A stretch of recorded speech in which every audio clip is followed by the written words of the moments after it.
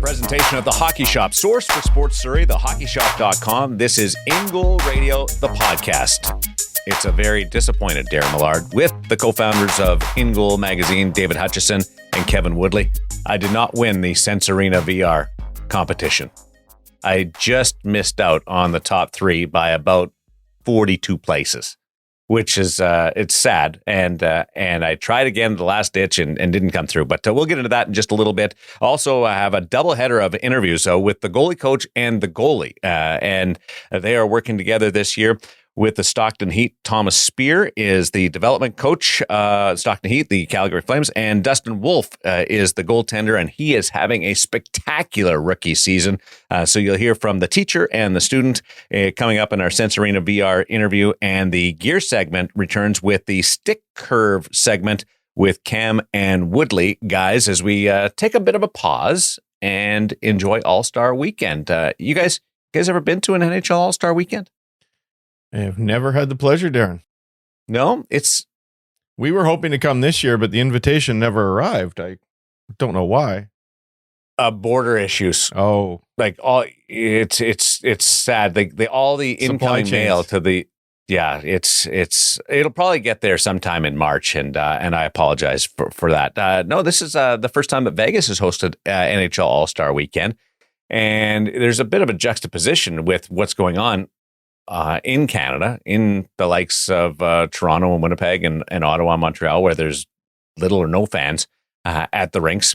And then we're having a fanfare yesterday, and that continues all weekend, and the All-Star festivities. And it's more important I would say it's more important this year because being able to catch up and see people that you haven't seen for a couple of years, but also seeing the alumni and hearing the stories and getting back to normal and having that regular interaction. And then, of course, the actual skills competition and the All-Star Weekend. But there's much more to it than just the events on the ice because of the players being able to hang out and the alumni that are in town. You guys would love it. Cujo did a panel yesterday.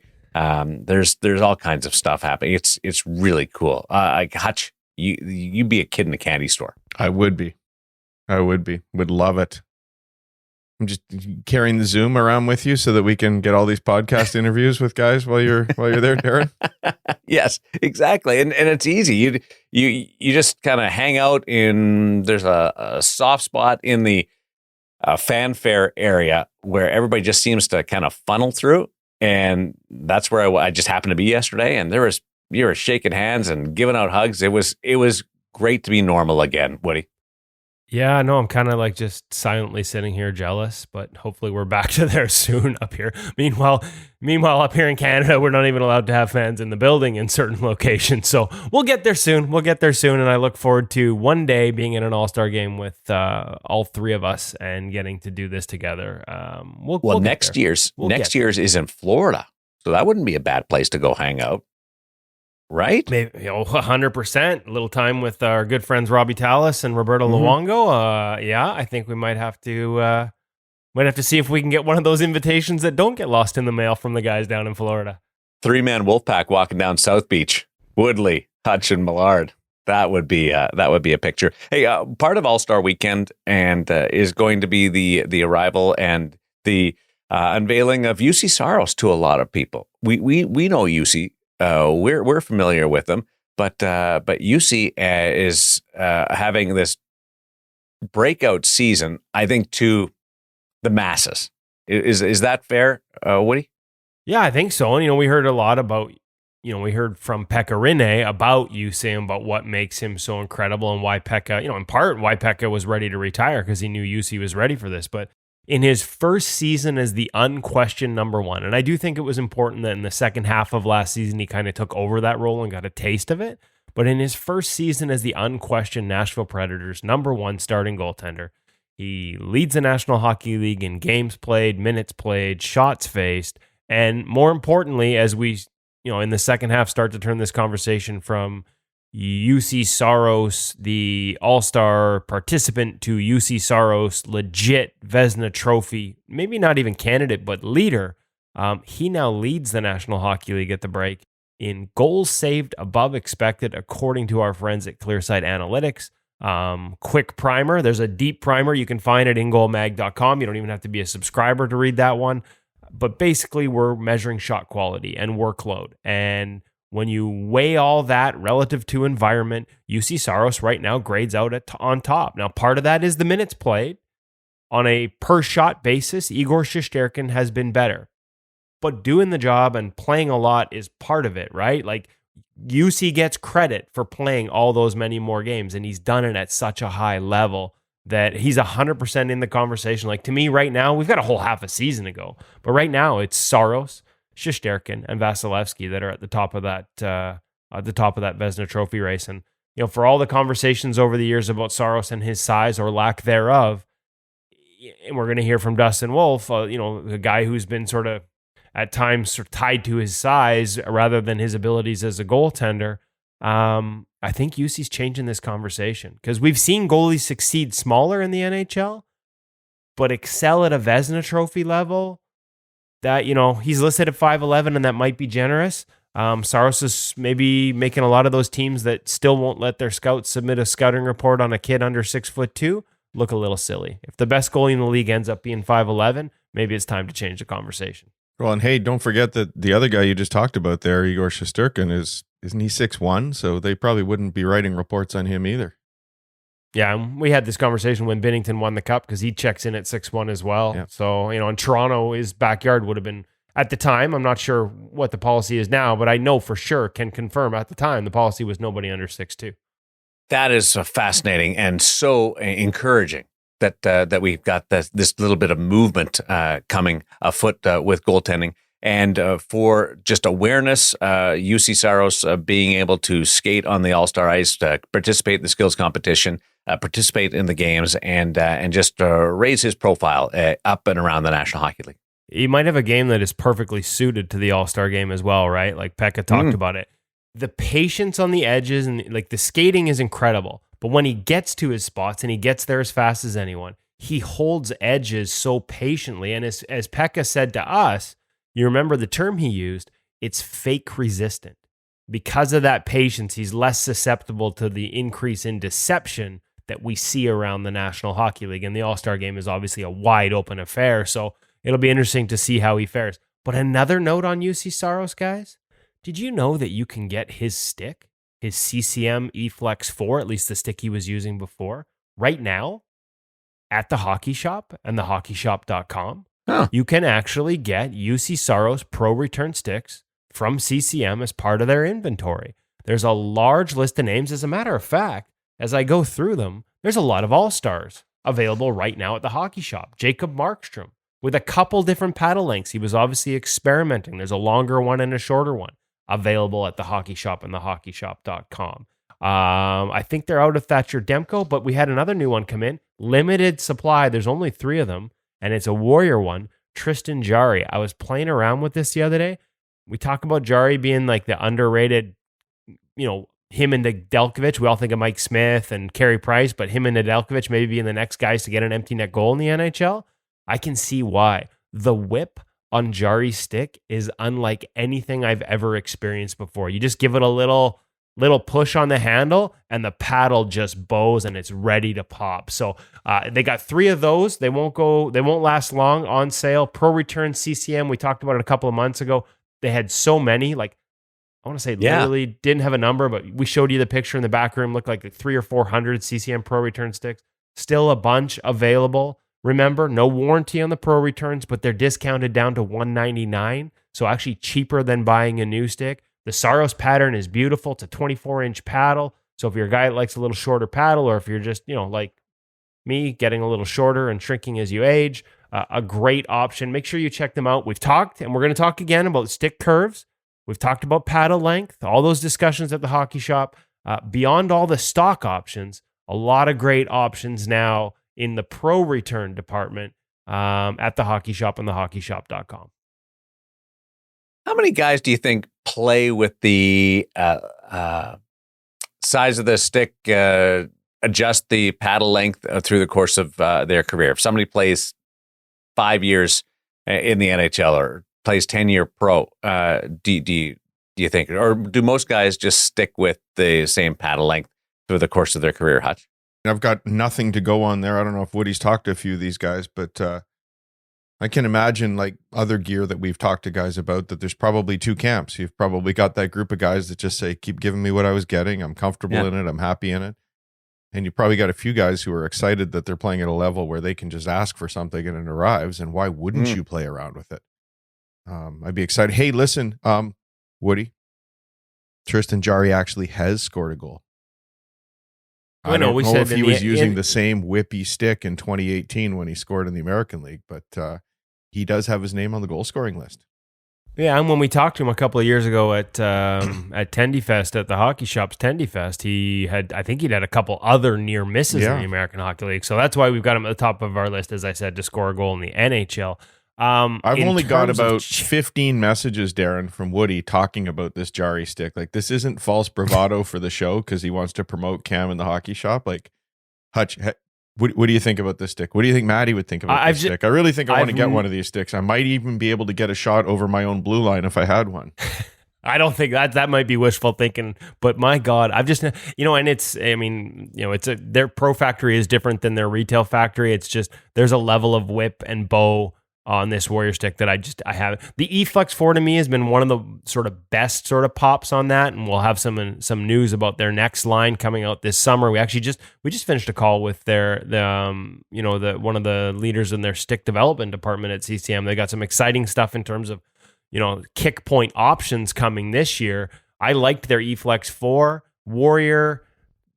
I haven't seen this Jarry Pro Return. Like, I'm not saying you can go buy this. It's just this Jarry stick. I've never felt one like this. And that's why I am a little excited about it. They've only got 3 left. Make sure you go check them out at thehockeyshop.com because they're going to go fast. If they don't, I'm going to grab one myself. Any foam cores in there that whip? There are a few foam core holdovers. Actually in the pro return department. Oh, really? There are a couple like from years ago that they ended up in this batch. I kept joking with Cam, like, when's Marc-Andre Fleury going to call and ask you for some of these pro return foam cores? Oh, yeah. You talk about guys that don't want to switch. There's a guy that doesn't want to switch. But to your point, Hutch, I don't have the answer on guys. How many guys experiment? It actually sounds like it might be a good story idea that I got to dig into as we get access to these guys coming through town in the NHL. But I was fascinated to see in this pro return bunch a 23.5-inch Jacob Markstrom paddle. Is that the shortest you've ever come across? LB. I've seen LB. Yeah, that we've seen ones that short and maybe a little bit shorter, but like for a goaltender who's 6'6" and Jacob Markstrom, that's a pretty short paddle. And he was obviously playing with some things when he was using it. So clearly, and the standard is 26. The max is 27 in the NHL for most guys, unless you're a certain height. Standard probably is around 26. A lot of guys going down to 25s now as well. Like I said, Saros at 5'11s and a 24. Wow. So yeah, there's a lot of variation. 23 and a half. Yeah. So, but obviously, and then there are other ones that are 26 and a half for Jacob. So like, there's a wide range there. And they've got both of them, like I said, at thehockeyshop.com. But clearly, Jacob is a guy who was experimenting to have a paddle that short. Before we get over to you guys talking about curves with Cam, if you go to the stick room at the Hockey Shop, so you want to play around a little bit with your paddle length and you want to see how it feels. Could you take your skates and your pads, put them on, and sort of see how that feels in the stick room? Not only could, but should. Should, yeah. What an advantage to be able to have the exposure to a 23.5 to a 26 and see how that feels and be in the stick room. Yeah, if I'm just throwing it out there to Cam. I don't want to tell Cam how to run his business, but there's one caveat there. I mean, the tiles in the stick room floor, I mean, those things have a shelf life when you start putting sharpened skates on but then them. you just, when we did our demo. Oh, I'm not 100%. I'm not 100% sure that they're letting sharpened skates in there to shoot sticks, but that's you know what that is? Do you know what that is? I was just thinking, sit in my stance and see how it feels and that. I'd not do a full workout. For paddle length. Yeah, no. But you know what that is? You know what that is, guys? That's a question for Cam. Or, as we used to call them, Ask Cams. And, easy, we're going to have the return of Ask Cams in the very near future. We've had a bunch of questions. You guys have seen us trend towards trying to do bigger picture stuff as we wait for the next generation of gear to go over with Cam. We talked about the glove breaks, 580, 590, 600, and what are the that was awesome, by the way. Other brands. We did the thank you, the paddle length. This week we do the curves. We've seen the questions come in at YouTube.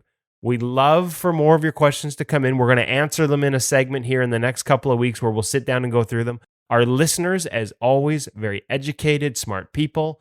They recognized, for example, that we did the other brand equivalents to 590 and 600, but not to 580. That was an editing mistake, me sending the wrong material to Hutch and not making it clear. So 100% on Kevin.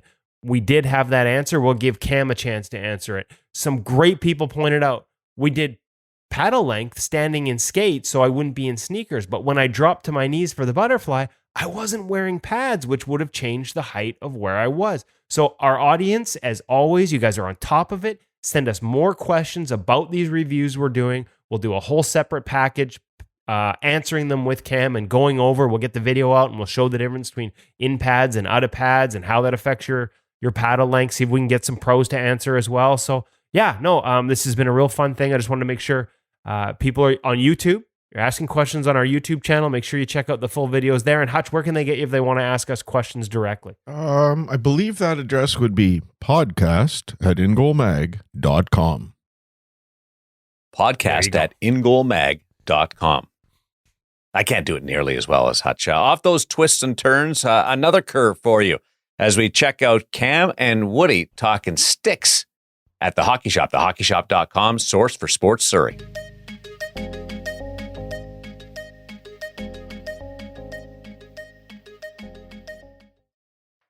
Welcome back to the Hockey Shop, source for sports. We're in the stick room. I know most people, this is actually down in the goalie level.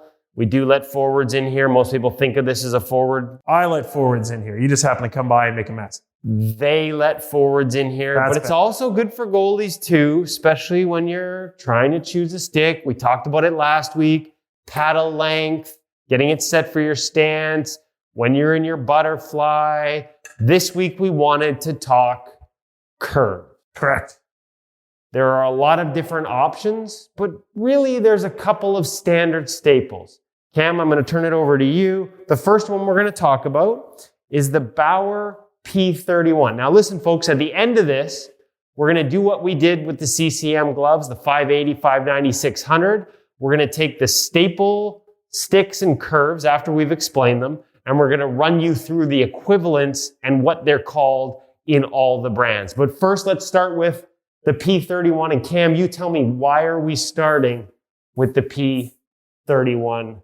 So it has to be probably the most common curve out there right now and the most common used curve. I have a P31 in my hands, so does Kevin.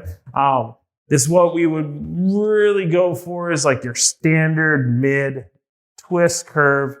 What's really happening here, a lot of hook in the curve itself, and we can see this obviously with some little bit of B-roll footage when you check it out. For those that are listening on the podcast, that P31, imagine you're picking it up off the wall. It's identical to your CCM Crawford.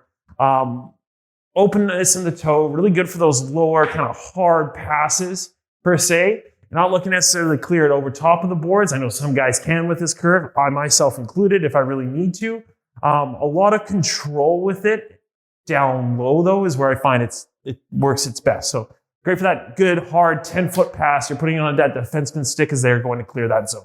Okay, so P31, like again, at the end of this video and end of the segment, we're going to give you the equivalents for the other brands. He already mentioned it's the Crawford version, although they've got a new name for that in CCM. That'll all be at the end of the video. You talked about the curve and passing the puck. What about the lie and how it sits in terms of when you're in your butterfly or when you're in this stance compared to maybe some other models? So as a visual aspect, I almost like to draw a center line from the goalie's body right down to the midpoint of the stick. Mid-curve, midpoint of the body.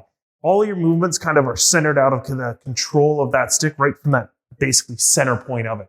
So I find anytime you're moving side to side, everything like that, your stick moves, rest of your body moves. You're staying square in that aspect point. So I really find when they do say, mid-curve, we're talking mid-body, right down, straight down to the middle. In terms of for the lie of the stick, now most of the goal sticks nowadays are basically based off of 14 lie. Before, in years past, we used to see a lot of conversations about different lies and how they sit. Now it's kind of become more of a standard. There are some options that are available custom, and if we want to talk custom, you can always give me a call. We'll talk about that part later. However, for the most part, almost all the sticks that we were talking about today all have a 14 lie. And a 14 lie in terms of how it sits, what should you be looking for compared to, like, how does this curve sit compared to something else? So if we look now, we can switch this stick out for now. Let's switch it out for a price curve or a P1 in CCM's nomenclature. Heel-based curve, straighter curve as well. You can notice that again. Take a look at the B-roll footage. For those that are listening, check it out for sure. Much straighter blade. We're seeing this come back quite a bit. It went away a little bit, it's come back, went away a little bit, came back. Part of what we're seeing now for goaltending wise is that because it's a straighter curve, it sits flusher on the ice. So I'm covering more surface area within the goalie's 5-hole. Again, the argument of that, more surface area on the ice, a bit of more of a resting point per se. As you're holding the stick, you can kind of feel the entire blade on the ice, which can give the goalies a lot of control and feel based off their stance and in their movement. For me, when I'm using this stick, in terms of playing it, I find I got to play a little bit more of the puck off the toe of the stick. You can get a good loft with this stick, a bit more of that kind of like rainbow dump shot that we kind of think. Especially if we're clearing it with the defenseman coming in, trying to get it up onto the boards to ride the glass. I find this a little bit easier to do it with this style of a curve. Okay, so this is the price curve in CCM. That's correct. Bauer, again, we'll give you the equivalents in all the other brands so that we can sort of build out a little chart for you at the end of this video so that you'll be able to go into your store or preferably CCAM at the hockey shop and sort of match what you like out of this video to various different brands. I did want to quickly grab those Bauers again though, Cam. One more question because I did notice some difference. They may both be P31 curves, but obviously two things I noticed. You've got the Hyperlight stick. I've got the 3S Pro. Hyperlight, we talked about it in the review. Shorter shaft for puck handling. It's a much shorter stick. But the other difference, the toe. The P31 on the 3S Pro here, square toe. You've got a rounded toe on the Hyperlight. What's the difference there? Correct. So this all came about, once again, is the ability to feel the ease of puck, getting it off of the boards, especially when you're trying to get your stick in there and pull it off, especially if the boards, they usually have a little bit of a divot point there. The puck tends to kind of get stuck. Through feedback, goalies have found that having that rounded toe allows you to kind of scoop it off the boards a little bit easier. Myself, and my own preference, I actually prefer the square toe more in this aspect because I can find I can wedge it straight against the boards and then there's no gap. However, this is goalie dependent, and there's obviously a reason the rounded toes come about, and that's what the feedback was based off of. So in addition to being able to order rounded toes or squared toes on some of the different customizers, and again, always talk to Cam at the hockey shop if you've got custom orders, we are seeing it as a stock option on the Hyperlight, and we just saw it on the price curve as well. Many of you may have noted, that's a rounded toe. Interestingly enough, when we had Kerry, I think it was the last time we saw him up in Kelowna for one of our Day with Price camps with Eli Wilson, he had switched back to a square toe. All right, so those are the two basic curves. We got a couple of unique ones, or at least one unique one we want to show you. That is the Jonathan Quick curve on the Warrior model. Tell us how this one matches up compared to the other two. Let's start with the curve itself.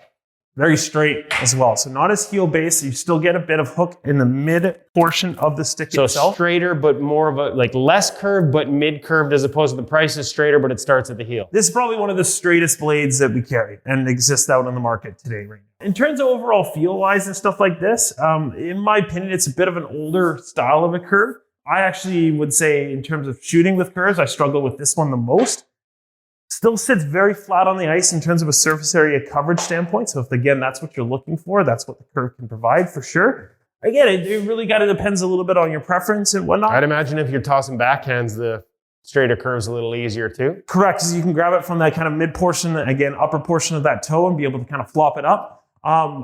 Older Shearwood fans, things like that, they should kind of gravitate to this curve as being still similar without having the huge banana hooks, P31s that I'm used to and I grew up with. So this is one that is unique to Warrior in the Quick model. Are there other equivalents in other brands? Again, I know we're going to do the list at the end, but this is somewhat of a unique stick. Somewhat of the unique of the ones that we carry, yes, correct. Okay, and as we mentioned, the V1 stock that he has a ton of right now, Jonathan Quick curves are the predominant curve there, and they're all on sale 30% off. So Cam, now that we've talked about the different curves, and again, folks, stick around, especially on the video side. We'll give you a list of how those curves match up in every brand.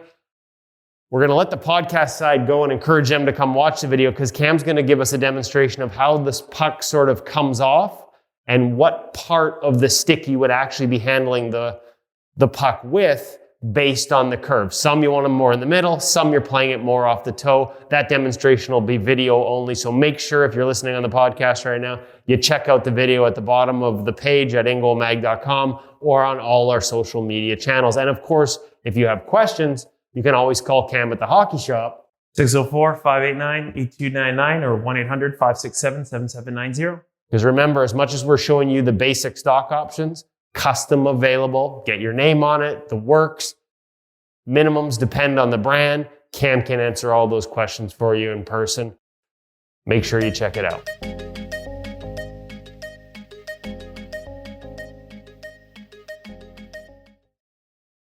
Awesome stuff. So cool to think about where you're shooting the puck from on your stick, because at times you're just goofing around and you don't realize that there's maximum possibilities with where that puck, whether it's at the toe or the middle of the stick. And just a reminder, everybody on YouTube, if you want to watch this and get a little bit more in depth, it's available, Woody. It is. We limit it to the first segment where we sort of just went over a general overview. But if you go onto our YouTube page, we actually have footage of Cam sort of demonstrating the puck, where it sits on the stick and where he likes to start those shots from, depending on the model. Now, we should add the caveat that we did fire up some slow motion video for some of that. And despite telling us he's clearing it over, or he can clear it over the glass, it may have turned into, based on the slow motion video, a bit of there's a snack available. It's a bit of a muffin factory. So we're not so sure the slow motion video flatters Cam's shooting on this particular day, but we're going to let you folks decide for yourself. At least I admit I can't handle the puck. Can Cam's slow motion shooting live up to what he said in the interview just now? Go to our YouTube channel and find out. Woody, what are the beer league rinks like over there in Vancouver? Do they have those little half-height glasses? Is that how they do it? Or are they like old school when Darren and I started playing and they just didn't even have glass around where all the fans were? Yeah, you'd ping off a couple of parents if you rang it around the boards. Just trying to figure out how Cam did it. I just honestly, to be honest with you, looking at the slow motion video, I'm not even sure he gets it over the boards. Parents would feel safe in those old rinks if Cam is shooting the puck based on the slow motion video.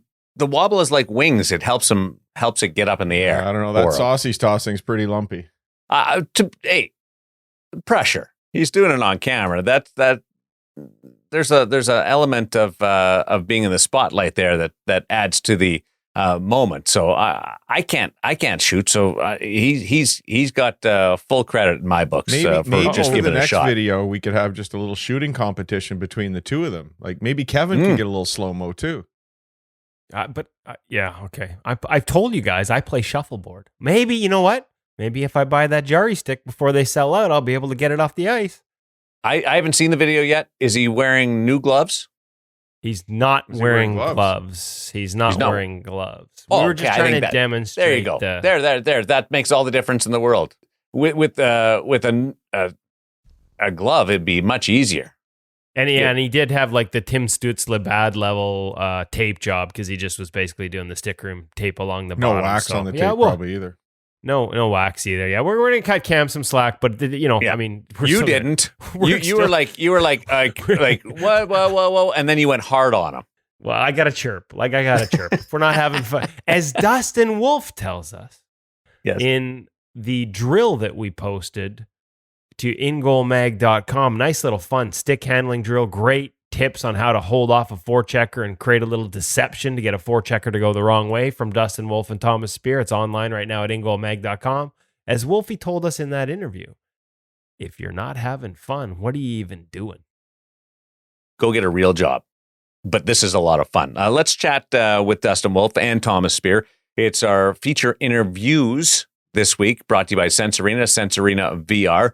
And Sense Arena VR continues the rollout. Another competition in the books. Did you guys even participate, or were you guys so far down the list as we look at the overall rankings on Sense Arena VR? The list does not go far enough down to find. Well, I'm scrolling here, guys.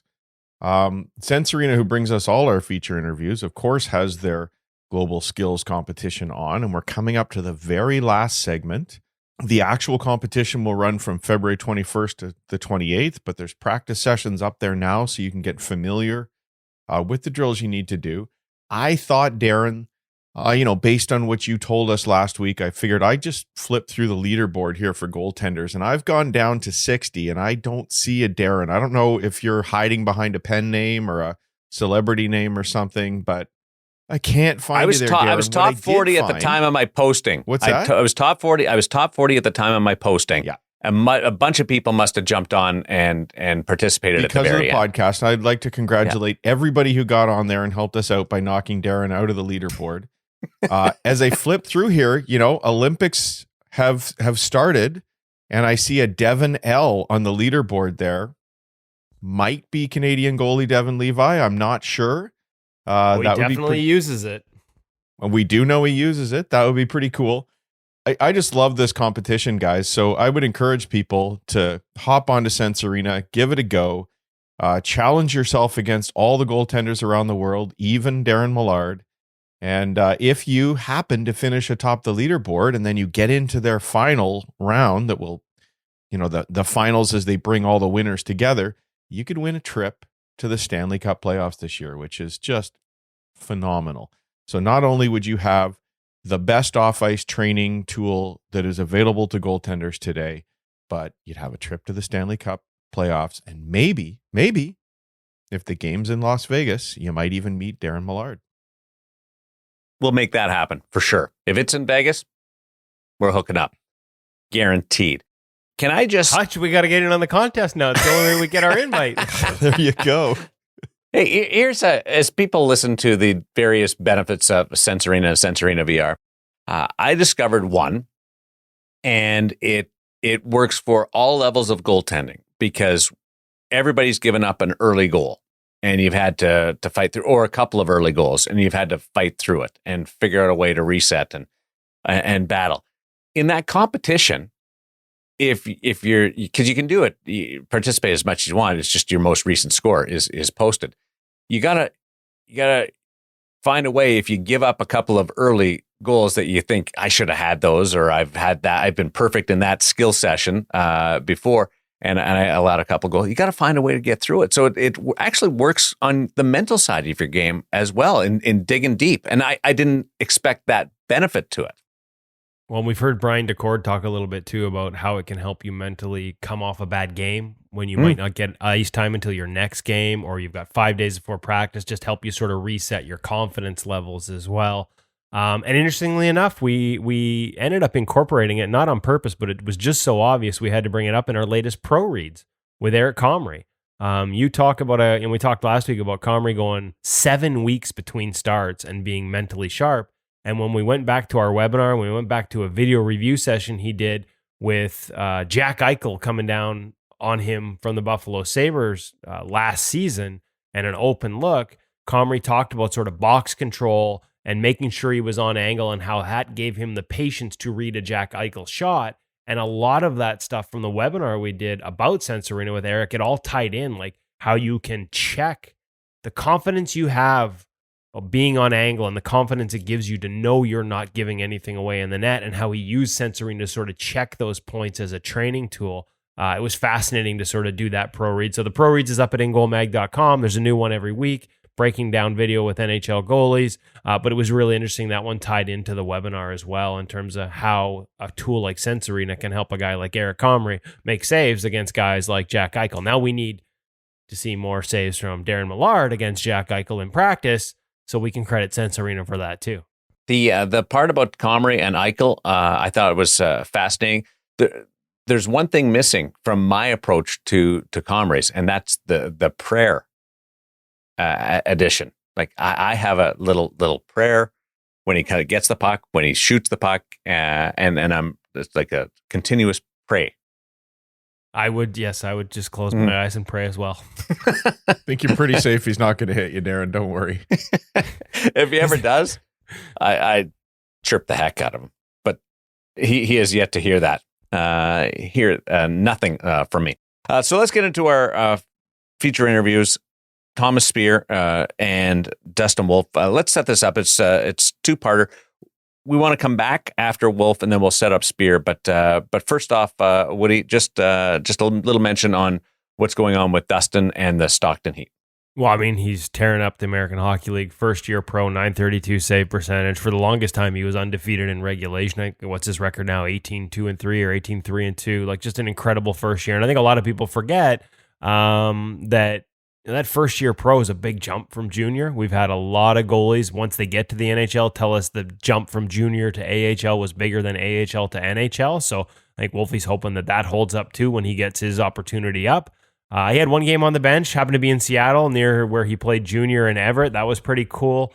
Just sort of catching up with a guy that we've come to really admire and like and have had on the podcast before during his junior career. We had him on the podcast with Spencer Knight after they won the gold medal at the World Juniors a couple ago. Remember, we had them both together. And an interesting revelation from Dustin Wolf on something he picked up from Spencer in his stance, in his setup, and the way he sort of sets up his hands now, that occurred last year that's now a big part of his run in the American Hockey League. So not the longest interview. I think we're 16, 17 minutes. I think I promised their PR staff it would be 10, so typical Woody fashion. May not have had a one more actually, but the whole thing was one more because I extended the interview longer than it should have been. But as usual, Wolfie was great. And you almost feel guilty. He's 6 foot. The size conversation comes up and I bring it up and you feel bad about it. But it's part of the narrative. And the reason we ask it, because as goalies, we don't think it should be as big a part of the narrative. Like, at least I don't think so. But I want to hear his perspective on it, right? Like, I want to hear what the goalie who's living through it thinks. And he's pretty accommodating with us, but I think it's a question that he gets a lot more than he would like. So I felt guilty adding to that list. I don't think you should feel bad. And I mean, I can understand why you'd feel a little uncomfortable because he's probably tired of the question, but he's doing a service for goaltenders everywhere. I mean, how many young kids are frustrated because they've been overlooked for a team because of size? They might have all the talent in the world, but coaches, general managers are looking for bigger goaltenders. I mean, I'm talking right from age 5, 6, 7, all the way up. There's kids who are chasing it and struggling because of their height and how they're perceived. So the fact that Dustin Wolf can do this and can share his experiences with everybody is honestly doing a huge service for the whole goalie union. Well, and we want to hear from them why it doesn't matter, right? Like what it is they do to make sure that it isn't a factor. And in this case, in his first year pro, he's made some adjustment to his post play that is directly related to sort of net coverage and altering how much he does take away. You'll hear him talk about it in some of those sharp angle situations compared to how he used to play it, because at the pro level, the exposure, all it takes is you give them 2 inches, they're putting it in, they only need 1, right? So great interview, very accommodating, and always enjoy catching up with Dustin Wolf. Here's Dustin Wolf, part 1 of our two-parter this week in the feature interview brought to you by Sensorina VR on InGoal Radio, the podcast.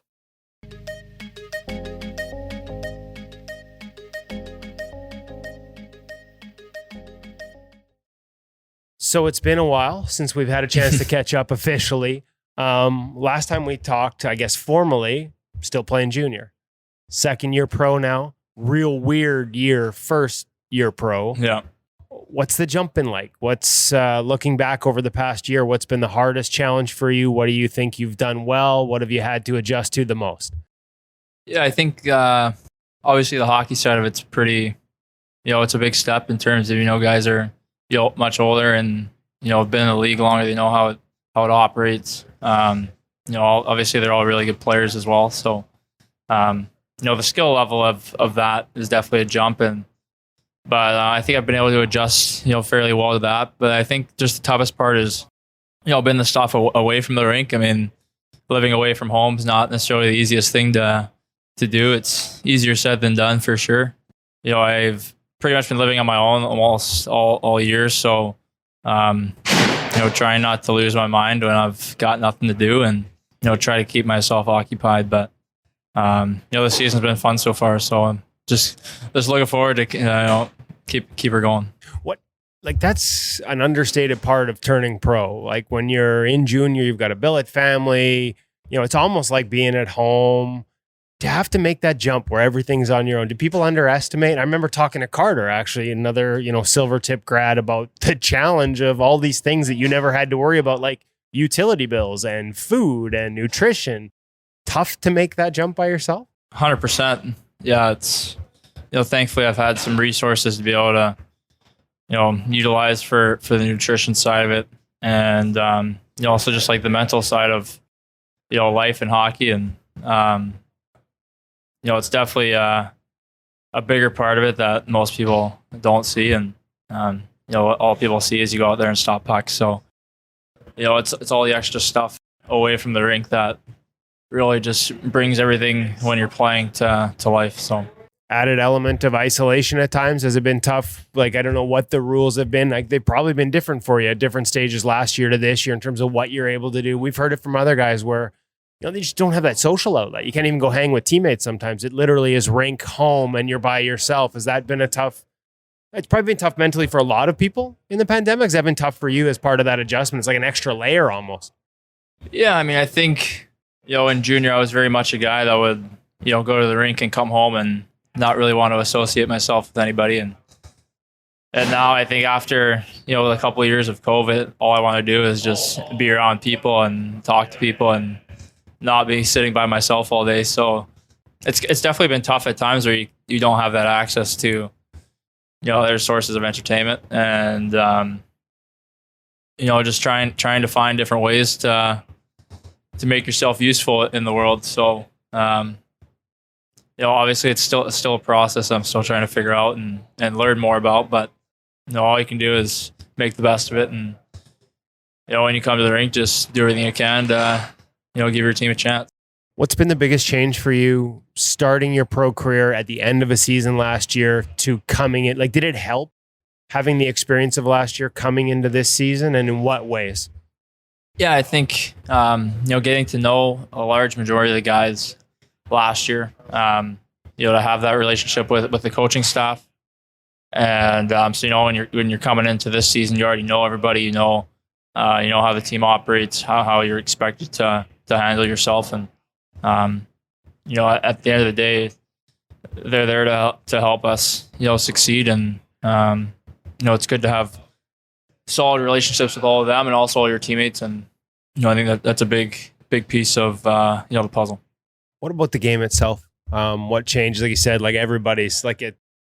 I've had other people say that the jump, and actually this is pretty common for goalies. A lot of goalies will say the jump from AHL to NHL is not as hard as the jump from junior to the American League. Obviously, maybe can't speak yet to that opportunity, the second part of that, but this is a tough jump. And what are the toughest parts of it? Is it the pace of the shooters? Is it that everyone can shoot? Is it the pace of the game?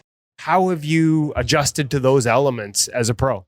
Yeah, I think like all those combined, you got guys that can get the puck off their stick real quick. Everybody's bigger and stronger than they are in junior. It's much harder to find pucks through screens. Again, it just goes back to guys being bigger and willing to be at the net front.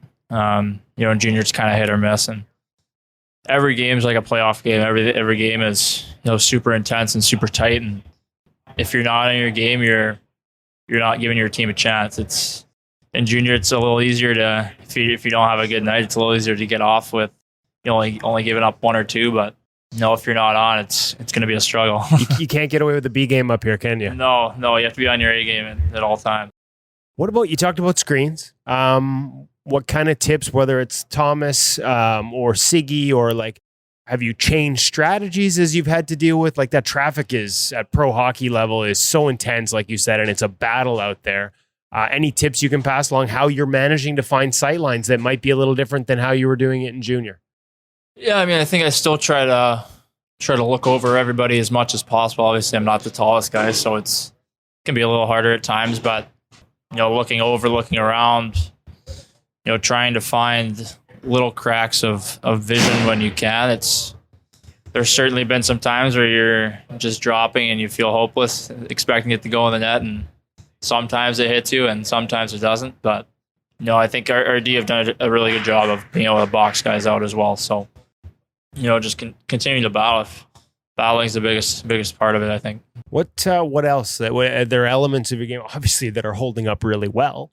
I mean, having a great year, 932 as we talk right now this season. Is there anything that you were unsure of would hold water at this level that you thought you might have to change that's been a pleasant surprise? Or did you always just know that the foundation of your game could be applied as you move up? You feel that belief? Yeah, for sure. I think my foundation is, my strong point of my game. And, obviously last year, the 2 games I found success in, it's just kind of, gave me that sense of, okay, it's manageable and good enough for the level. And, just trying to find the little details that, I remember before the season started in Edmonton, one of the first rookie games, they scored a goal off a bank off the boards that kind of came to a guy at the bottom of the circle and beat me short side over the shoulder. And while it was a goal I'd rather not give up, it was a learning experience that's kind of set me up for numerous amount of opportunities. And at the American League level, it's simple little, just minor movements, little releases, little adjustments that kind of go unseen, but I think it's been a pretty big game changer in terms of shots from dead angles. Okay, just in terms of how you're playing them, or like can't be into post play early, having to square up. Can you give me, obviously all goalies, and it's probably ignorant to me, I asked about your foundation, feeling like I know it and maybe our audience does, but maybe expand on what you see as the core of that foundation. Yeah, I mean, just going back to, that little detail. There's a lot of controversy between the VH and the RVH nowadays in terms of shooters are so good nowadays. They find that little crack above your shoulder that's very minimal, but it's, it's there. Doesn't take much, right? And, just being able to get into your post and get into an overlap and back and forth, and being able to move laterally across the crease when you are in a release and you're not getting caught on that post. So, I mean, that's been pretty big for myself in terms of, I have to manage that with my size as well. So, going back to the foundational side, I think just, tracking pucks. I mean, it's easy to say you're tracking pucks, but, trying to read plays in terms of what's going to happen before they happen. And, I remember last year now, World Juniors, I found myself getting beat, over the pad and under the glove quite a bit. And, I remember Spencer Knight coming over to me and he would never get beat there. And I'm just like, man, like, what are you doing? And I ended up changing the way I hold my gloves. It's kind of hard to say, but I almost pinned my elbows back in a way, but it's kind of been game changing in terms of getting beat. There's kind of been it was a weakness. Now I'd say it's more of a strength, and just little things like that. I mean, players are so good nowadays. You got to just find some way to stop the puck. Now, so have you changed your setup then? Or did you mean you were changing it at the time and now you've gone back to what you were doing before? Or without too much detail, I'm just curious. Yeah, I changed it during the tournament actually. That feels like enough, changing the fundamental part of your stance in the middle of a world's biggest stage. For sure, but everybody talks about projecting their hands, and there's a time and a place for it. But I feel like having that access to close up holes over your hip where guys are, shooting more and more nowadays. And, also being able to, cover up the top corners as well. So I know for myself, it makes my life a little easier with less movement. And, everybody's different, but, it's just my personal preference. Okay, so I got to ask, because I got video, it's sort of you're just out having fun with shooters at the end of the drill. Now, there's a competitive element there. Yeah. But when you set up there with sort of hands out and high, but I can see that the elbows are sort of, I don't want to say locked, but they're off the body, they're on the body kind of thing. Yeah. Is that what we're talking about? Exactly. Okay, so if I show that example, people will... Yeah, it's less and less of elbows forward and projecting your hands, and more of this. The saying goes is let the mail come to you and be the mailbox. I like it. So I've never heard it before, so I need to know where that came from, but I like the saying. Yeah, it actually came from Jenner, of course. Oh, okay. And so yeah, I mean that's a pretty good saying in terms of there's been moments in the year where you just want to get the puck, you want it to hit you, and it can kind of bite you in the butt at sometimes. So just being patient, let it come to you is. Easier said than done sometimes. Easier said than done sometimes, but it's crucial when it's there. Okay, we'll wind this down. I wanted to ask you a couple because you brought up size.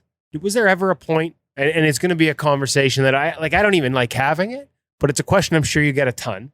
Was there a point where you had to, you said you had to make adjustments around the net and moving across and things like that? Like, is that something you're always going to have to work around, like make sure you're on top of, or is it more the stigma of it? And is there anybody you watch, like, I talked to UC Saros last week heading into the All-Star game, and I feel like his patience, and you just talked about patience, is like the example that everyone probably wants to look at for being able to play, not just play at that level, but play at an elite level in the NHL at that size. A big, long-winded, stupid question by me, but like, where do you have to think about it just answering questions from dummies like me, or how does it play into your process on a daily basis? Yeah, I mean, first of all, obviously, Saros has been a guy I've been watching for numerous amount of years, and it's awesome to see him having such tremendous success on that front. It's been incredible to watch. He's so patient on his skates and holds his edges, and he just makes some saves that you're just like, how does he make those? To have success at that level, that's what you have to find ways to do. I know for myself, I don't know if there's necessarily been something I've had to change, just be aware of, and you don't have the ability to rely on the couple inches you have over your shoulders. So I think again it comes down to patience and trying to read plays, and not dropping early, and there's a whole combination of things in terms of like that overlap on the post. Like that was a big key element to me that I added in terms of not giving up short side high shots, and I'm sure there's going to be something down the line that'll come up, and we'll have to find ways to other ways around and finding ways to stop the puck. But at the end of the day, I don't think it's ever been a limitation. It's always just talking heads around. Right. People think it's the end of the world if you're not 6'4". So it's fun to be able to show people that that's not what it's all about. Well, and I think you like you said, you watch UC. Do you watch him specifically to look for habits and things like that, or just like there's other guys, like I remember we talked with Jonathan Bernier, who's had a hell of a career at 5'11". I'm not sure he gets drafted now, right? Like He's not sure he gets drafted now. Like, is there a little bit of a union there amongst you guys where you're watching each other and feeding off each other a little bit? Like, yeah, hey guys, you don't have to be 6'4" to play this game. Yeah, and I think another guy is Shesterkin, and he's been tremendous out in New York, and I think it's kind of easy for me to look at more shorter guys and have some empathy, and it's not as easy as being 6'5" or whatever, but it's just as rewarding to just go out there and stop pucks. So I don't think it matters what size you are, as long as you get in front of that piece of rubber. It's all that matters. Okay, we've talked about size too much, but I do want to ask you now about the overlap, because Marc-Andre Fleury added overlap this year, 500 NHL wins, and he just added it this year as something he's using more off the post for the same reasons. He wasn't comfortable with what he was giving up when he was in reverse. What to you, now I got to go get footage of you using it in games, but what to you is the key, and what's been the biggest adjustment to an overlap? Is it the being comfortable that being outside the post on sharp angles, knowing you're more exposed back door? How do you find a comfort level with an overlap? Yeah, I think, the first part of it's being able to get in and out of it quickly with ease. You'll probably see at some point that it happens really quick. I'm in and out, and like the guy might not even be shooting the puck, but the puck will be on the wall, and I'll be back and forth 2 or 3 times. When you say back and forth, like from overlap into like skate inside and then out, okay. And so that comfort in that movement itself. Yeah, and I think again, you have to have the awareness of where guys are. If a guy is, backdoor, you kind of have to be conservative at times. But at the same time, that's not necessarily your job. You have to be able to rely on Trust, yeah. Yeah, rely on your D-man to help you out. Your job's at first save and go from there. But it happens a lot, and not many people will notice it. Dustin, this has been really fun. I wish we had more time, but you got a game day tomorrow, and I don't want to keep you here forever, but it's been a real pleasure, as always, to catch up with you. Congratulations on an awesome season so far. Keep it up. We look forward to seeing you down the road at this level, at the next level, at all levels. It's really good to see you. Yeah, no, thanks, Kevin. Appreciate it all.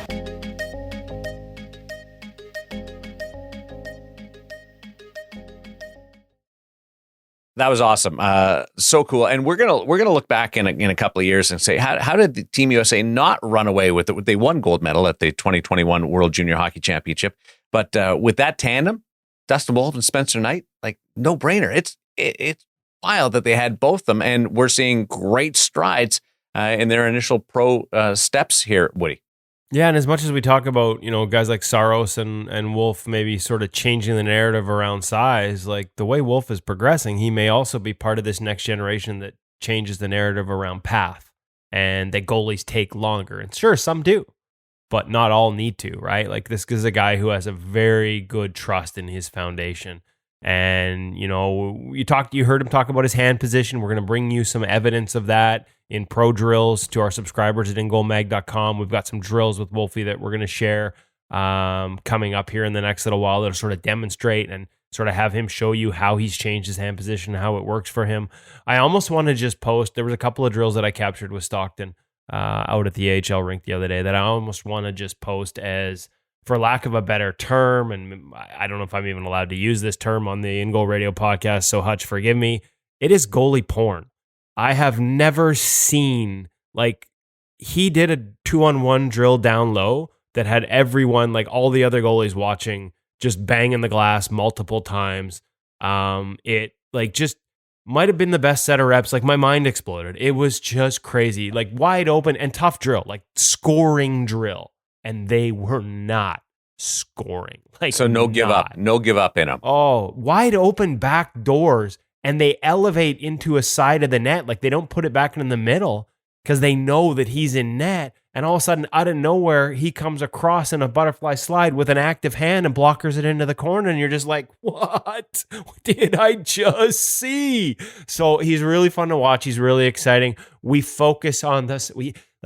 His skating and his tracking. There is no delay in his butterfly recovery or his movements. Like on the ice, he is incredible, but there's also that compete. And we'll talk about it now with Thomas Speer a little bit too. Like this isn't just a goalie with all these skills. Like at the heart of it is a level of competitiveness and drive.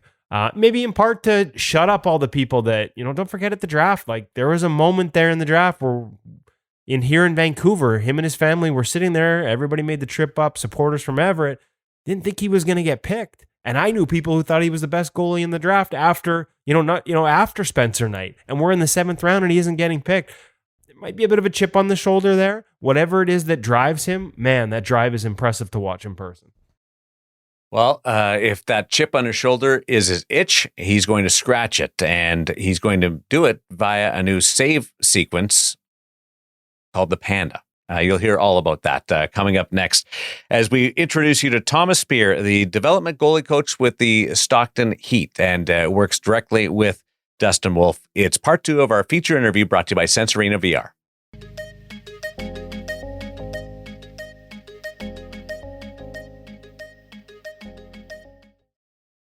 Really excited to welcome to the InGoal Radio podcast, Thomas Speer, goalie development coach with the Calgary Flames, currently down with the Stockton Heat right now in the American Hockey League, or I should say up here in Vancouver or Abbotsford. I love having the AHL back in the Lower Mainland because it means I get to catch up with guys like yourself in person after a lot of phone tag over the years. How are you? How are things? Doing great. Yeah, excited to be here. There's so many, I want to talk about your career and the transition to coaching, how you got started. But I think when we talk about the Stockton Heat right now and the Calgary Flames and goaltending prospects, the first name that comes to mind is Dustin Wolf.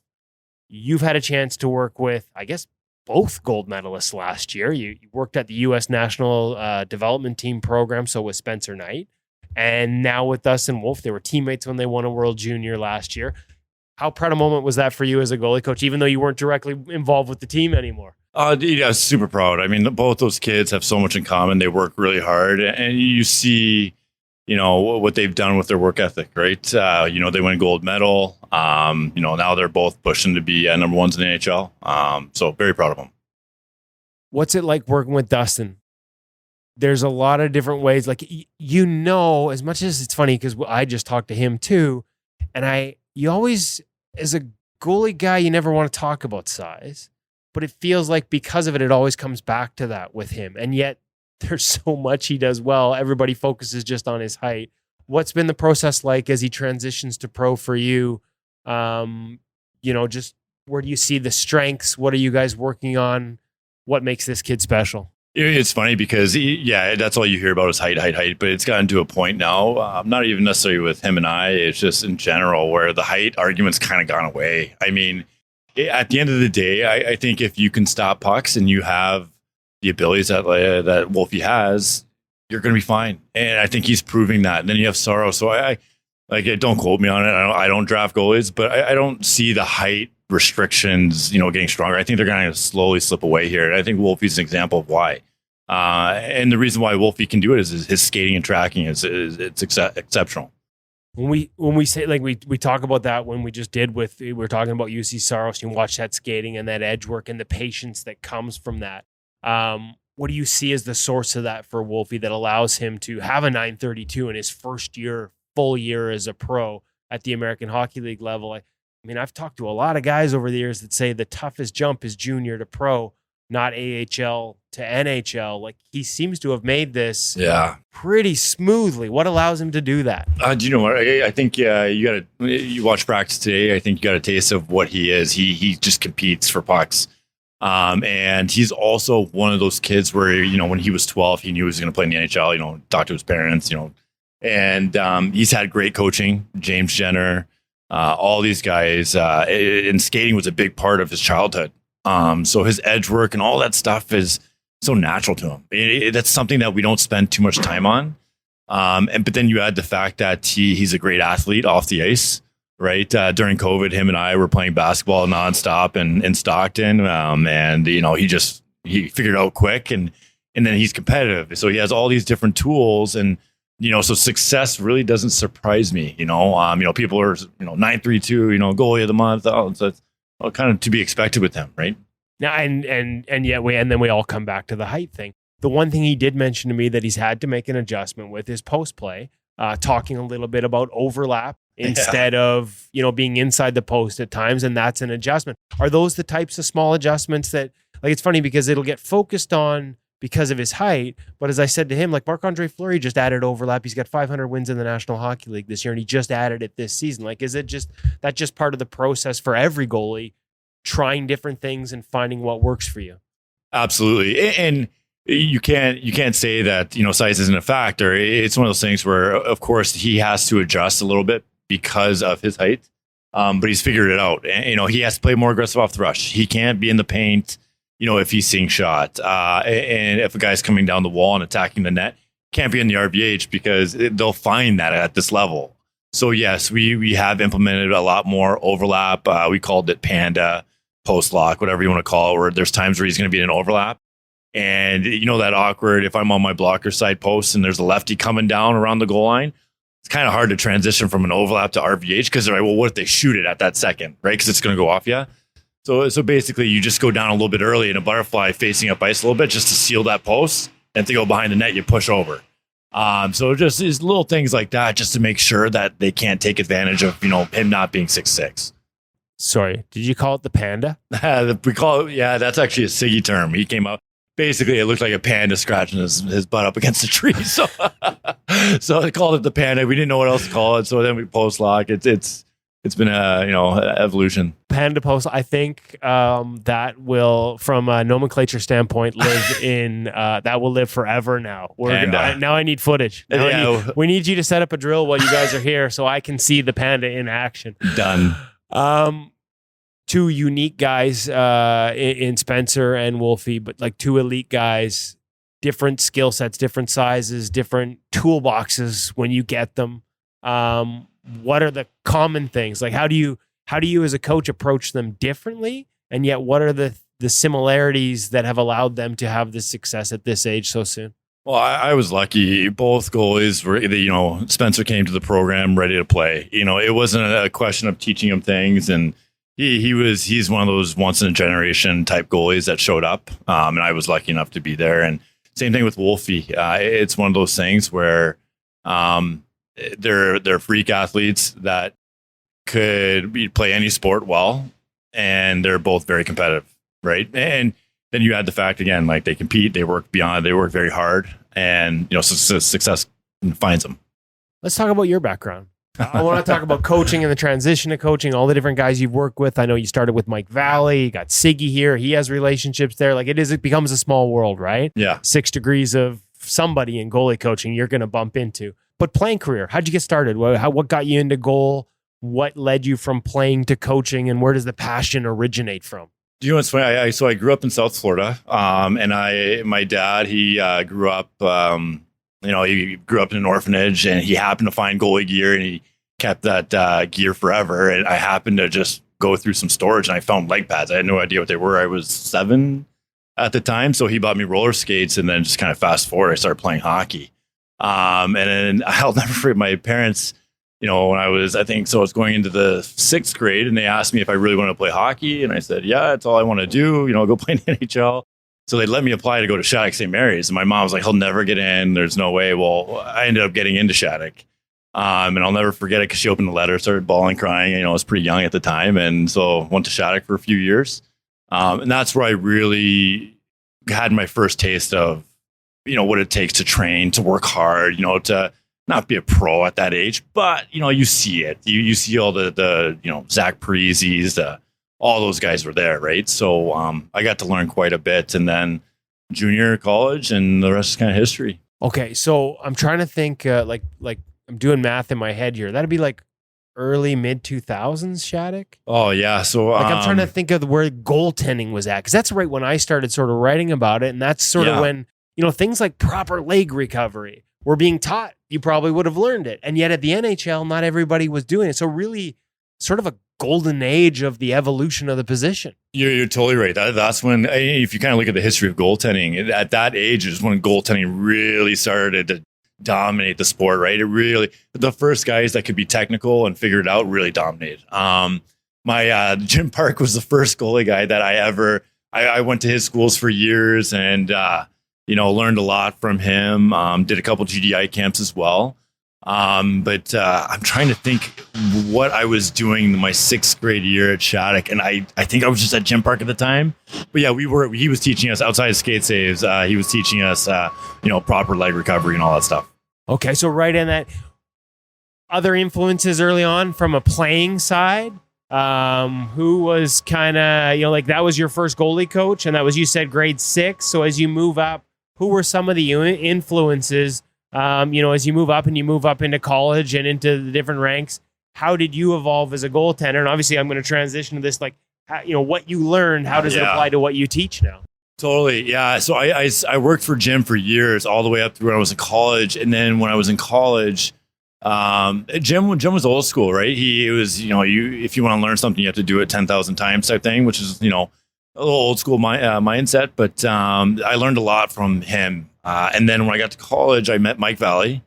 And you got to remember back then in college or junior, we didn't have full-time goalie coaches. It was just, I saw Jim in the summer, and then I met Mike in the summer. We were both in Madison, Wisconsin. So I met him, and then he kind of was my mentor from, my end of playing days into coaching. And so from a playing perspective, how's your game evolving at this point? Like, because again, we're right in that cusp of like if Thomas Speer, the Calgary Flames goalie development coach, is asked to cut film on Thomas Speer, say, end of the college career and into the ECHL, what's he seeing? How's he breaking that down? Man, wow. Don't look at the elite prospects. Numbers aren't pretty right? bad. You're looking at you'd be looking back, I can't believe this kid didn't make it. Oh, do you know what's funny? The biggest thing that for me that I missed out on was a post play. I by the time I was done playing, the RVH wasn't around. So I look at it, we kind of had a sloppy VH. You just were playing, outside your net half the time. Just rely on your athleticism to catch up with the puck. Looking back, if I would have had, some sort of insight on the RVH or something that would help me out, your career end, like your last year in the ECHL was 11-12, and Jonathan Quick sort of brought the RVH to our attention in 2012. Yeah, so there you go. You just needed to wait one more year. I know. Thomas. What the heck? You should come out with it earlier. Yeah, that's why I didn't make it, actually. I think exactly. Now, transition into coaching, and it's such a big part of the game. I get this question a lot. Like, why do we focus so much? And I'm mostly from outside of goaltending community. Like, why is there so much attention to post play? Yeah. I think I know the answer. You tell me. Why is it so important? You have to be able to find your post, and the game is so fast, east, west, north, south. You have to... Right, I don't want to get bogged down anybody with technical terms, but if you want to have good box control, let's say, you have to know where your net is, right? And if you're playing outside your net, you can't have good tracking, box control. Everything kind of goes out the window. So it's easy to pick apart RVH goals, but if you have good play, it really helps you make a lot of saves, right? We don't talk a lot about how many saves the RVH makes, let's say. So we just pick apart the ones that go in. Of course, yeah, and I don't blame you, right? Or anybody in general, right? There's times where goalies should be on their feet, but if you just know, how to implement those and how to work your posts, I think it's detrimental to playing at your best. So. And the ability to get in and off, because so much is from dead angles, right? It's not just about sealing it. It's about being able to get off to other spots at this point as well. Totally. And that's actually something I learned from Barbs, right? Barbs is very good at teaching goalies how to find their posts and getting it, not only just finding it, getting it, sealing it, and being able to get out of it quick, right? So he's taught me a lot in that area too. Now I want to get into sort of all the influences with Calgary, obviously Jason LaBarbera, Jordan Sigalet. Getting to be at camp and working with the Jacob Markstroms of the world. But first, let's go back. So the playing career's over. Yep. How tough a decision was that? You only played, it looked like you only played sort of 1 year pro. Yeah, I was basically the third, fourth goalie in the coast, right? Just trying to fill spots, right? So did you know that coaching, was this something you'd been thinking of for a long time or had seen in your future? Did somebody help you along that path? I think I started working at Jim Park when I was, I was in high school, and I loved it. It was, I had so much fun getting on the ice with the kids, and, anytime I could get on the ice just to help out the little guys, I would. It was all about it, and I didn't know it at the time, but it turned into a big passion of mine, right? And I think anybody that's still playing, that's an easy ask, is to get on the ice with the young guys and help them, right? And then transitioning into, now, you have to help these goalies perform better because, their jobs are on the line. And, when I was with Mike in Dallas and with the Allen Americans, I coached there for quite a few years. It it took off. What'd you love about it? Whether it's kids or now at this level with guys who are trying to reach the next level, what do you love most about it? The day-to-day interactions, right? And just understanding how, goalie coaches, how blessed we are to get on the ice. And, today it was our first day in Abbotsford, first time on the ice at this rink. And I'm like, this is the office today. I've never been here before. Another chapter in the book. It's really cool. And I think that is what makes this job special, I think. Who are some of the influences that you still find yourself, you talked about Jim Park, you talked about Mike Valley, you mentioned being at a GDI camp. Do you see some of the guys that influenced you still, you're out there working now in the American Hockey League, do any of those influences still come out? Sometimes, yeah. There's things, I get in arguments with other goalie coaches about using your stick for rebound control. There's some my best buddy in Utica right now, one of my best buddies, he doesn't like to, or I don't know if he does anymore, but he doesn't like to use his stick as much. And Jim Park installed in me, you never, ever use your pads to control rebounds. It's always your stick. So that's something for no matter who tells me that you should not use your stick. It's hard for me to let that one go. You know what I mean? And that's another example, or just one of the examples. As you transition, what was Allen like? Because this is, I always say goalie coaching sometimes I wish they'd sort of bump up the pay scales at all levels. Yeah. From right down to the bottom. And I know when you're starting at that level, it can be a tough way to make a living. How was that transition into sort of minor pro hockey, and how are you finding that balance? And at what point were you thinking there's a career here as opposed to just something you love to do? And for sure. Well, actually, funny story. So Mike asked me to move down to Dallas and just help him run his goalie school, elite goalies, and I did reluctantly. We're going back to school actually after I was done playing, and I was in school in Whitewater, Wisconsin, just working at Target, and Mike called me. I moved down there, and I'm just helping out kids again. Right, I'm back on the ice. It's fun. A little painful when you quit playing, but life goes on, and I was on the ice working with a few little kids, and Steve Martinson at the time, who's the head coach for the Allen Americans, if you look him up, intimidating guy, right? Really tough. And I asked him, I was like, hey, would you be okay if I ever try to get on the ice with your goalies? And he looked at me as just like, some young kid that was working with a 6-year-old in Dallas, Texas. Like, why would I ever let you on the ice? Basically, I just hounded him for a month. And he was like, fine, show up tomorrow. And I showed up the next day, and it was, I can't remember, it wasn't right at the beginning of the season. It was probably a month into the season. We had a great week of practice. I was gelling with the goalies. In my first official game with them, we lost like 8-1. And so it was a rough start, but Marty and I got along and gave me another chance, and just we ended up winning 3 or 4 championships in 5 years. So it was quite the run. And I guess when I knew I could make, and of course, volunteer position, right? You don't get paid there. So that, I was doing lessons with kids. That's how I paid the bills.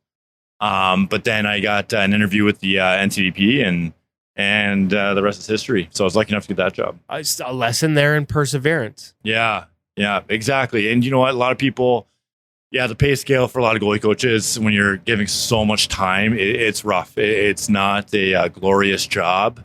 There is an element of, if you can survive that, you can survive anything, and it definitely gives you some resilience. But yeah, it was good. So I'm guessing advice for other guys going through that same challenge is just get that experience however you can. Like, that's the tough part, right? Like I see it even like right up to the CHL, the Canadian Hockey League, which there's a lot of revenue around the CHL, but a lot of goalie coaches that aren't making much. Whether it's fair or not, it's the reality. You just got to find a way through it and get as much experience as you can. Yeah, that's the one. That's how you look at it when you're you have so many volunteers. I think the hard part about it is because if someone holds out for more money, basically they know they can find 20 other guys that'll do the job, right? And there's nothing wrong with that. It's supply demand, I guess. But it's a tricky one, right? I don't know how, because there's a lot of goalie coaches that deserve to get paid. Yeah. That they've worked there forever, and they're flying themselves into town to work with the goalies, right? Okay, national team development program, that transition, what was that experience like? What do you remember the most about that? And just the ability to influence, a couple of guys and a group that, at that point, that path is a little clearer than maybe it is for guys playing for Allen. Like what changes in your mindset? And that, not to be disparaging in any way, but they're sort of up and coming versus guys at the ECHL. I still see that as a development league, sure, but not everybody has that. The path isn't quite as clear. Yeah, definitely ECHL is more older guys, more of an entertainment league, right? And then you go to the NTDP, and it's you're trying to develop future NHLers, right? Quick answer is a whirlwind. It was that's where I learned how, and I saw firsthand from Seth Apper, John Robleski, all these guys, what it took to be a coach, right? And Phil Sayre, who's a big part of my career there at the NTDP. I'm sure you know Phil. Yeah. I was lucky because I was surrounded by good guys that helped me learn, but that was eye-opening, right? Marty. Can you give us some examples? Like, just like when you say learn what it takes to be a coach, what kind of things did you need to learn that you maybe help somebody else here now and know what the difference is? So when they get to that, they've already got that concept. Do you know what? That for sure. So when you're going from being a private goalie coach, volunteering, how does it work? I have little Jimmy. I'm teaching him how to stand up and butterfly. Then your volunteer job, you're working with the goalies. Hey, you're on the ice for half an hour with the goalies every day. Great. Get to the NTDP, and all of a sudden it's like, hey, not only are you working with the goalies, you need to know these systems. What from a goalie's perspective, how are we going to implement these systems? And now all of a sudden, I'm talking X's and O's, right? And I didn't really do that before. So that was a big adjustment. Talking about ozone play, and kind of a weird way in this job here, I do a lot more. Obviously, I do video with the goalies, but I'm doing a lot of OZP or ozone time stuff, and how do you score, right? The systems work, and I learned that from those guys, Seth Appert and John, and all those guys, because they were very dialed into that stuff. And you know, in my first year, again, spoiled little Spencer Knight, but that 01 class, we had 9 first rounders or 8 first rounders, whatever it was. So, you know, systems were important for those guys to score at the most efficient ways, right? How much of that conversation, without giving away too much, like, are we at the point where, for the most part, teams have their systems in the defensive zone and the goalie adjusts to it, and it's your job to sort of make sure everybody's aware and on the same page? Or can there be conversations where, like, hey, listen, our goalie is strong here. Maybe we need to tinker with how we handle our defensive zone to play to his strengths? I think that's a good question. I think most teams are going to have their D zone structure, and the goalies have to fit in it. There's going to be times where, you know, if, you know, maybe small details within the structure, a goalie could have a conversation with, but I think for the most part, the goalies have to figure out how to play in that system. You might have outliers, right? If a team's really struggling, or, maybe in a COVID era where you have, 2 guys that are called up, they're really young, they've never played an NHL game before, and it's like, you know what, maybe we'll tweak our D zone to help them out a little bit. Right. But in general, the goalies have to fit in that system, right? And make it work. How to score. Like, this is the flip side of the coin. And we've seen it develop over the years, even in the summer camps, right? Like, you talked about Parise. I remember, Zach is a guy who was probably on that leading edge of scorers and shooters. Yeah. Who he would go to his brother Jordan's summer goalie camps to sort of figure out what the goalies were doing, so he could figure out how to take advantage. Like, now I feel like all the forwards are trying to do that. Like, you're now a coach on that side. How do you walk both worlds? And it's not just pre-scouts, is it? It's not just like how to score on this goalie.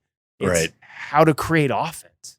And that's the funny part too, because a lot of guys, before the games, it's, where do I shoot on this guy? Where is he weak? It's like, hey, buddy, these guys are NHL quality goalies, right? If they struggled one game glove side, doesn't mean they're going to struggle the next day glove side. They'll figure it out. They're pretty smart guys.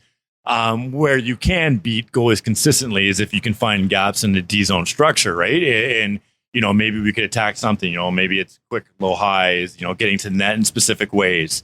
So that's kind of where I transitioned my role into. And, Mitch, our head coach here, he's great with just kind of letting me roll with what I see and presenting with what I see and going from there. So this is good advice for young goalie coaches that see this as a path. Yeah. It's not enough to be good with your goalies. Yeah. You need to understand systems and how to break them down. Yeah. Not just break down goalies, but the systems they're playing behind. Well, the thing about goalies, look at the old school goalie that, in the black and white days where, how it was just athleticism, no structure. Then you get into the 90s and it's just very, okay, we're starting to get technique and structure. And now look at every goalie. Everybody's so structured. And, maybe we could even, look at the pendulum and maybe bring it back to maybe a little bit more athleticism, right? But anyways, it's so that now, but then apply that to goalie coaches, right? The first goalie coach, whoever that was, hey, I'm here just to talk and I'll shoot at you, right? And then the 10 goalie coaches in, it's like, hey, this is what I'm seeing. This is what we should start implementing. Now, if you can just teach a goalie how to, make a save in certain situations, that's really not good enough because there's 100 other guys that could do it. You have to be able, as a goalie coach, to be able to be, plug yourself into different situations within the organization, right? If you want to have success and maybe maintain a, career for a while. Video, a big part of that? Like, do you have to know your way around video editing and stuff like that? Big time. Yeah. I'm lucky. We use Exos. I used Steva beforehand, but Exos, it's kind of like it's the Cadillac version. I'm sure everybody knows about Exos. That's what I'm familiar with, and you have to, know how to use it for sure. Okay. Wanted to ask you a little bit about like now the transition to pro, and you've talked about how the job has changed up here. What's it like? I mean, what was your first NHL camp like? Because you're there with the guys. Especially as a guy who, like you said, like you didn't know this was the path. Yeah. You hadn't been there as a player, and now all of a sudden you're around it. What's that experience like? It's intimidating, and I think anybody that tells you that they're not intimidated, especially for a guy like me, right? I never played at a high level, so to be on the ice with goalies like Markstrom, these guys that are big, it's intimidating, right?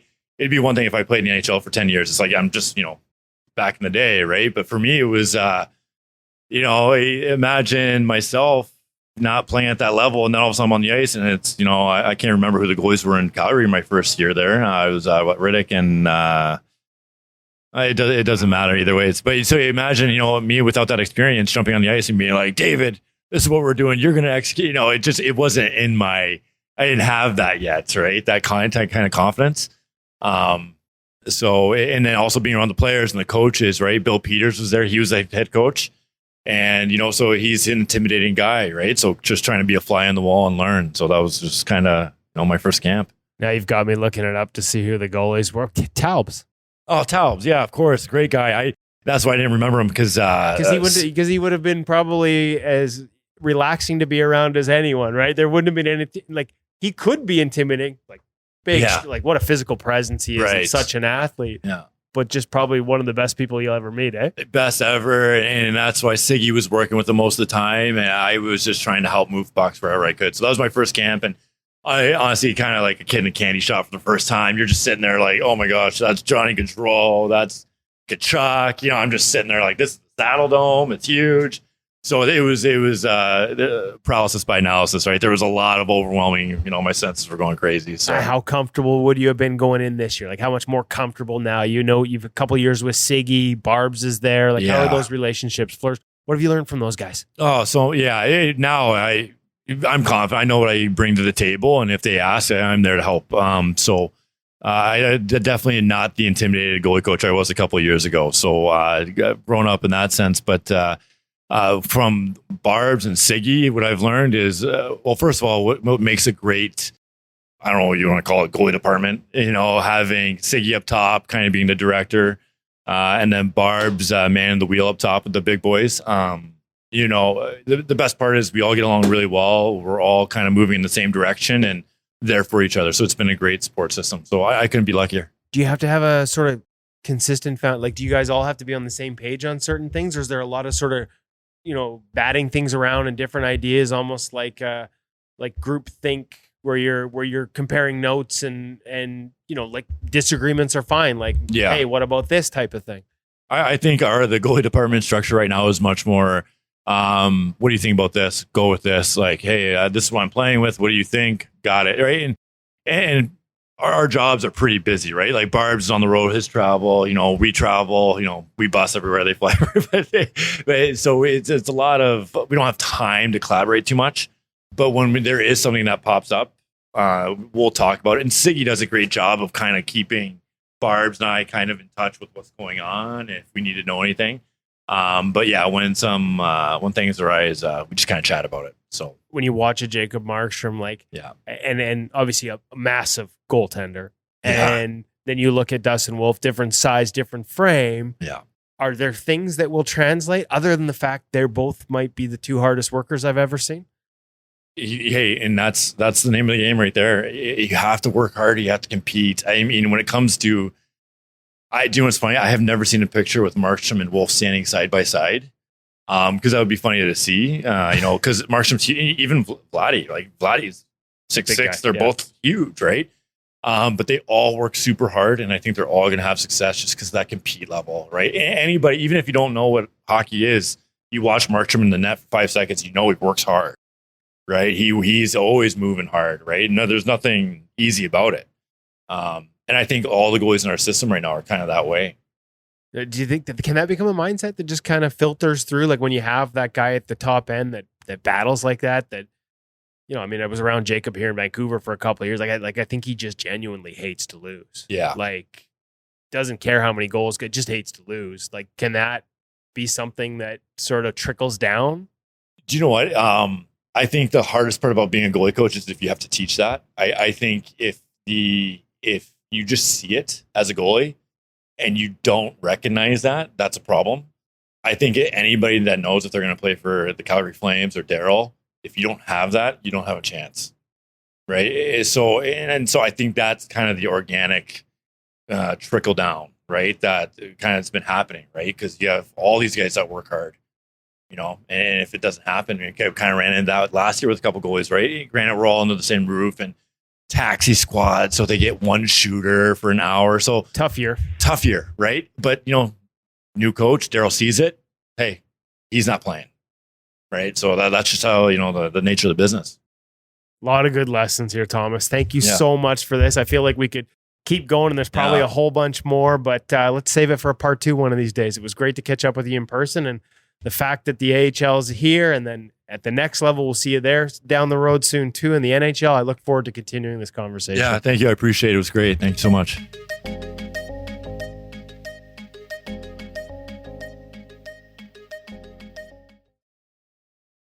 Panda. Now, when I heard that, I fully admit I was thinking that it was something that was taken from Robin Leonard's game. But I get it, and I can't wait to see exactly. Like, I've got a vision in my mind. I can't wait to see what actually happens. Yeah, we already told you we did the keep away drill that is great for puck handling and teaching goalies how to evade forecheckers and make a good first pass, can buy your defenseman time. So all you head coaches out there that complain that you want your goalies to be better puck handlers, here's a nice, fun, simple, easy 2 to 3 minute warm-up drill that your goalies will love, your forecheckers will love, and you'll help them become better handling the puck. That's live at InGoalMag.com. The Panda is coming. After the morning skate, their third goalie, they've got Matt Greenfield up here. And if you recognize that name, folks, it's because we've had a drill at InGoal Mag called the Greenfield by Robbie Tallis. Matt used to skate in the summers in Florida with Tallis and do a lot of work with Robbie Tallis. He was up at the University of Calgary. That's where he caught on with the Flames. He was their practice goalie, guys. And Darren, here's hope for you. He was their practice goalie. And he made such an impression at the University of Calgary with his work ethic that they've signed him to an AHL, ECHL contract. He's coming off an injury now, so he's here as the number 3. But here's a guy who has just worked and worked and worked, and now he can play in the AHL. They believe he can play in the AHL. He's up there now in a sort of number 3 role. But you watch the work ethic, and he's going to be our demo goalie for the Panda. So that butt itch that needs to be scratched, it's actually quite unique to watch the drill and how they utilize it as a way to sort of, a way to not get caught in between for goalies who want to use the overlap but are worried about being exposed on wraps. It's a great sort of 3-step transition to protect yourself both on the short side and still get across when you're not. Reverse VH is great. You're always inside the net, and it's quick to easy pop across to the other side on a wrap. When you're outside in an overlap, that's where you can feel exposed, and this technique sort of helps you protect against it. So, I kind of something new, right? Something different. I'm with you. When I heard Panda, I thought it was a Robin Lehner thing, but no, we will literally show you how the goalie's butt sort of rubs against the post and introduce you to how Jordan Sigalet, the director of goaltending for the Calgary Flames, came up with the name The Panda. That alone, folks, if that's not enough to get everyone subscribing to InGoalMag.com for pro drills, pro reads, pro tips, all the things we bring you that you can't find anywhere else. A reminder, we do have a drill with Spencer Martin and Curtis Sanford with the Abbotsford Canucks, and Spencer Martin obviously with some recent success with the Vancouver Canucks, called Double Dumps. So between the Panda, butt scratching, and Double Dumps, Giggly Kid You needs to subscribe to InGoalMag.com for the giggles. If you think we don't have something for your 7 and 8 year old goaltenders, or those of us who are in our 40s and 50s who think we're about 7 or 8, we've got all the content at InGoalMag.com. And I give Thomas all the credit in the world because I haven't watched enough Pandas just to hang out to know that Pandas like to scratch their butts against the post. So good on him for being worldly. Well, and we got to give credit. He gave credit. I don't know if he was trying to duck it or just trying to pass along the credit to the boss, but he said it was Jordan Sigalet. It was Siggy, the director of goaltending, that came up with the name because it looked like a panda scratching its butt against the bamboo post. So sometimes, hey, what did Dustin Wolf tell us in the keep away drill? If you're not having fun, what are you even doing? Pandas, I picture them just going down the stick rack, 2 bites off one stick, toss it away, take another stick, couple of bites, toss it away. Yeah, you're now using a 23.5 paddle length because Panda took a chomp out of the 26. That's what happened. Old school stick usage and care. Get the blowtorch out in the saws, and we'll go back to that, or just to get a Panda. Hey, looking forward to next week when we can reflect on what happened at All-Star Weekend. Great stuff with the perceived or the token undersized guys, but between UC and Dustin and everybody in between. Awesome stuff. So Thomas, Dustin for joining us, Cam for stopping by, talking about stick curves, and remember YouTube to check out the part 2 version of that when it talks about where that puck should be on your stick. Thanks to Woody and Hutch as well as we continue on this journey of goaltending on InGoal Radio, the podcast.